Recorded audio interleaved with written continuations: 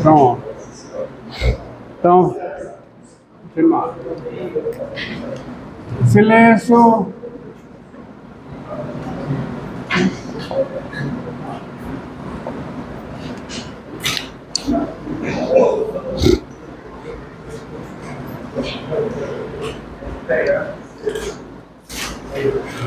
Definição.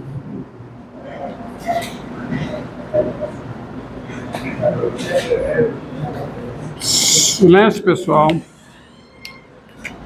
Sejam f uma função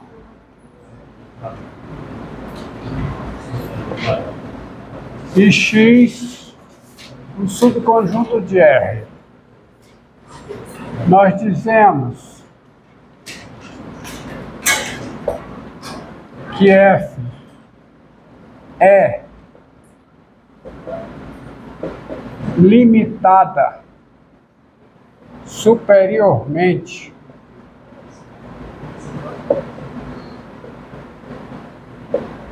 no conjunto X quando X está contido no domínio de F, ou seja, a F está definida em X e existe uma constante C real, C, o número real, tal que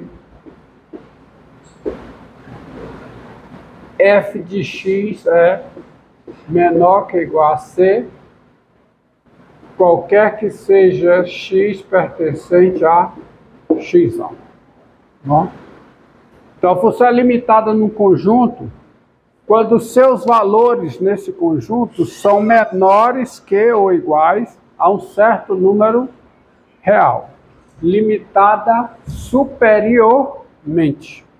Assim como tem a definição de limitada superiormente, tem a definição de limitada inferiormente. Então, a função é limitada inferiormente no conjunto X quando f de x é maior que ou igual a C. É o contrário, tá? Que você diz que uma função, você diz que a função f é limitada no conjunto X sem dizer superiormente ou inferiormente, você diz simplesmente a função f é dizemos que a função f é limitada em X quando ela o é superiormente e inferiormente. Tá certo? Bom, nós dizemos que uma função é limitada no conjunto X quando ela é limitada no conjunto X superiormente e inferiormente. E você diz simplesmente, sim, a função é limitada quando? Quando ela é limitada no seu domínio. Você diz que a função é limitada superiormente. O que significa? Que ela é limitada superiormente no seu domínio. A função é limitada inferiormente. O que eu quero dizer com isso? Que ela é limitada inferiormente no seu domínio. E quando eu digo simplesmente que ela é limitada, é porque ela é limitada no seu domínio superiormente e inferiormente. Certo? Sempre é especificado qual é o valor que é limitado. Não. Não. Esse valor aqui não. Não. Ela é limitada quando existe. E se existe um C, não só existe um.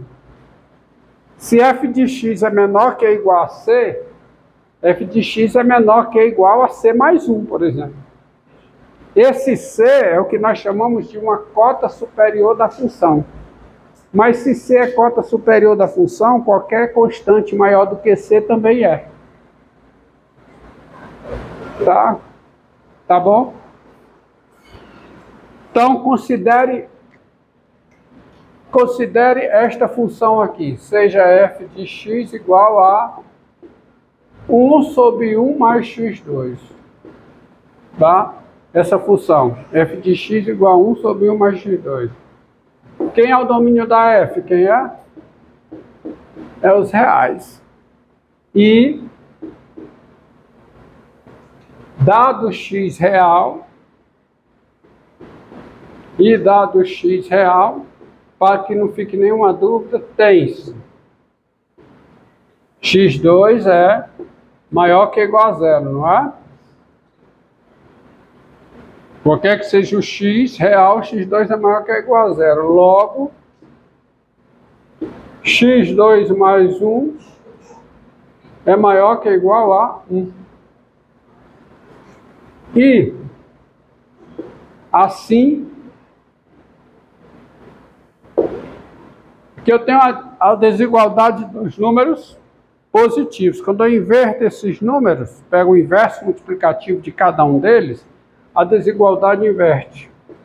1 sobre x2 mais 1 é menor que ou igual ao inverso de 1, que é 1. Mas isso é maior do que zero.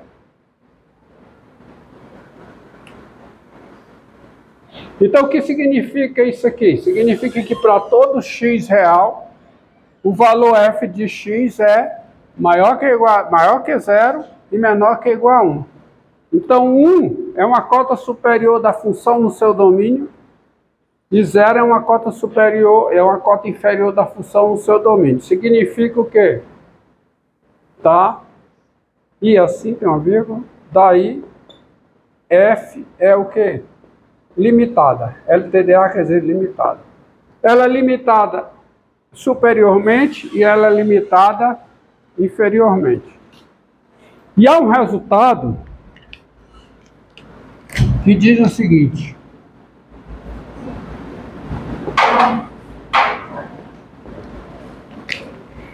se L é limite de f de x com x tendendo a P, L real, então a função f é limitada numa vizinhança aberta e estrita de P dentro do seu domínio.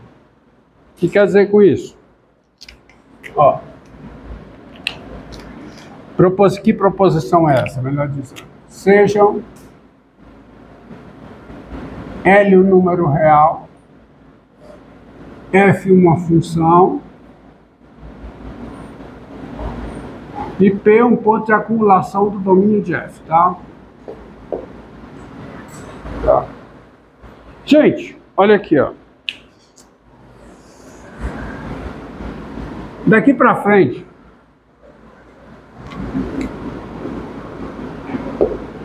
quando eu mencionar limite de f de x com x tendendo a P, já está implícito que P precisa ser ponto de acumulação do domínio de f. Senão, não faz o quê?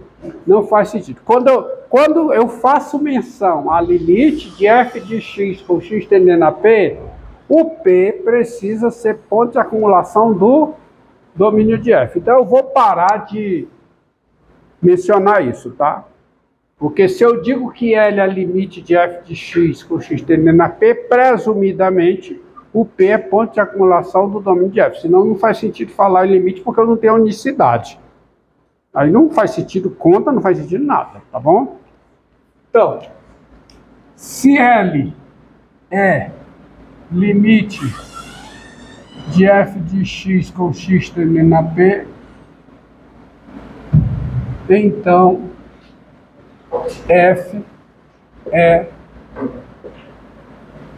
limitada, quer dizer, é limitada superiormente e inferiormente numa vizinhança,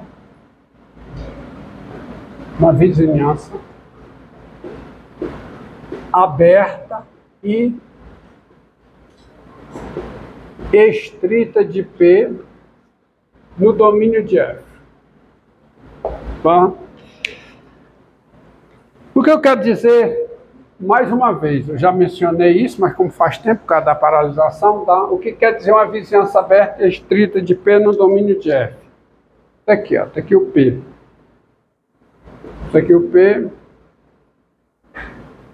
Digamos que aqui seja P menos delta, P mais delta, onde o delta é positivo. Então isso aqui, essa parte vermelha, é uma vizinhança aberta e estrita de P.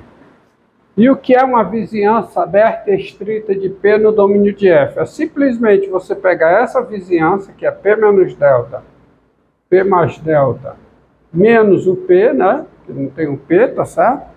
e fazer o quê? Intersecção com o domínio de F. Isso é uma vizinhança aberta e estrita de P aonde?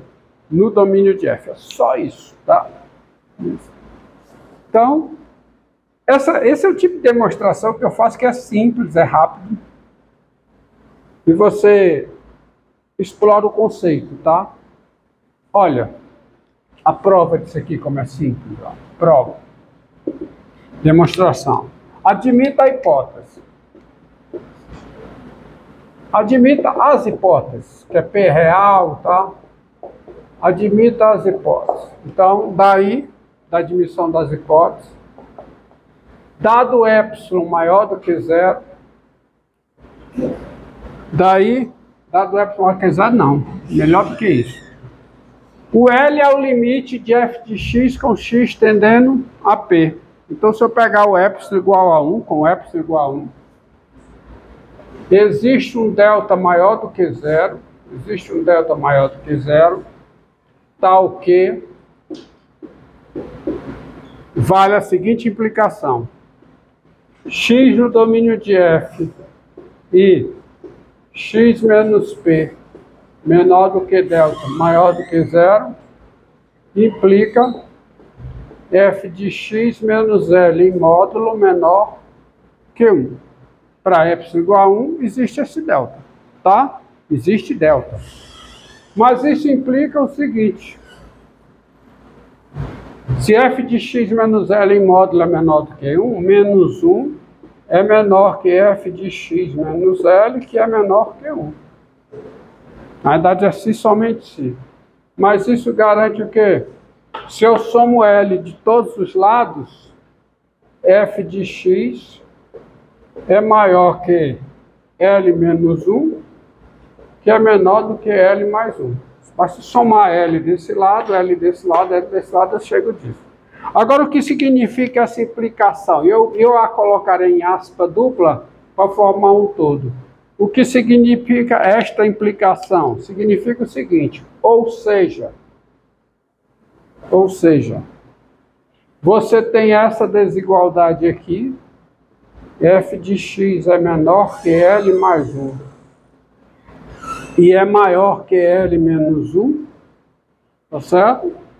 Qualquer que seja o x, no seguinte conjunto, qualquer que seja o x, tal que x não é zero, a distância, tal que x não é P, a distância de x a P é menor do que delta, ou seja, x pertence a esse conjunto.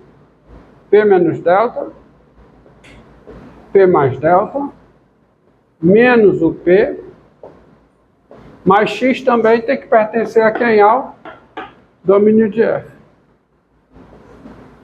É esse o significado desta implicação, tá? Ou seja, f de x é menor que L mais 1, ou seja, ela a função é para todo x aqui, ou seja, a função f é limitada superiormente nesse conjunto e também é limitada o quê? Inferiormente nesse mesmo conjunto. Acabou a demonstração, não tem mais o que falar não. Ela é limitada numa vizinhança aberta e estrita de P aonde? No domínio da função f. Então, toda função que se toda função tem limite real em P, se o limite dessa função em P é o número real, ela é limitada numa vizinhança aberta e estrita de P. Certo? Agora eu vou apresentar um conceito aqui, que é o conceito de limite infinito.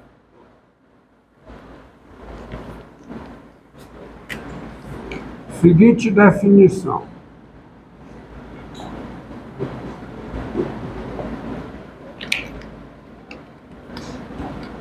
Sejam f uma função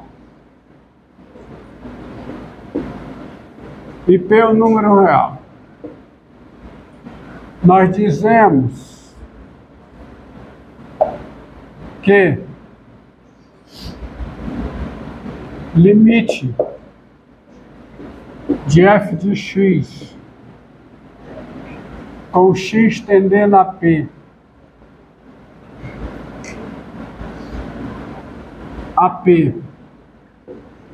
é mais infinito, nós dizemos que limite de f de x com x tendendo a p é mais infinito quando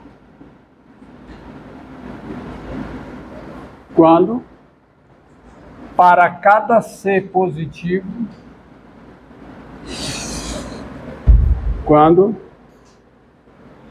para cada c positivo existe delta positivo tal que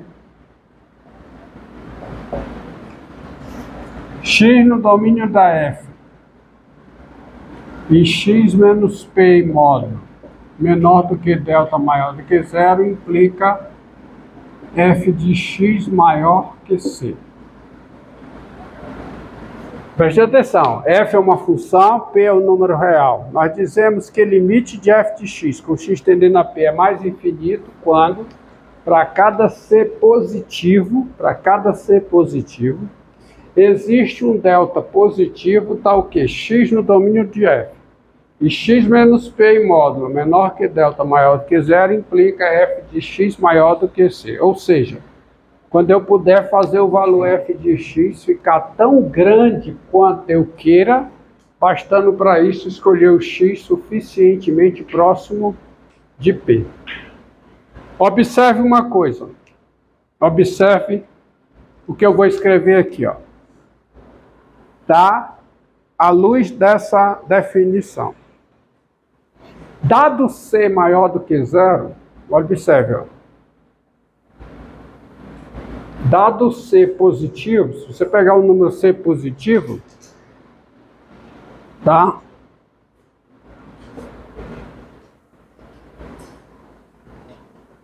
Se pegar, começar assim. Seja n, tá certo? Seja n o número par, pega n, o número par no conjunto dos números naturais não nulos. N é um número par no conjunto dos números naturais não nulos. Ou seja, n é 2, ou é 4, ou é 6, ou é 8. É um número par não nulo, porque o zero é par, tá? Mas isso não interessa. Seguinte. Dado C positivo, com delta igual a 1 sobre a raiz enésima de C, repare, se o C é positivo, eu posso calcular a raiz enésima de C para n par, certo? E com isso aí, tem-se, esse tem-se é para não ter nenhuma ambiguidade sobre o que eu escreverei. Primeira coisa, o delta é positivo, não é? Se não é positivo, se o C é positivo, isso é um número positivo, não é? E vale o seguinte, x diferente de zero e 0 menor que x menos p menor que delta. Romildo, você disse x diferente de zero e não botou x diferente de zero. Olha, mas se eu escrevo isso aqui, perdão, de novo, x diferente de zero e 0 menor que x menos 0 menor do que delta. Romildo, de novo, né, agora? Você diz x diferente de zero, mas quando eu escrevo isso aqui, é claro que o x é diferente de zero, não é? Não é?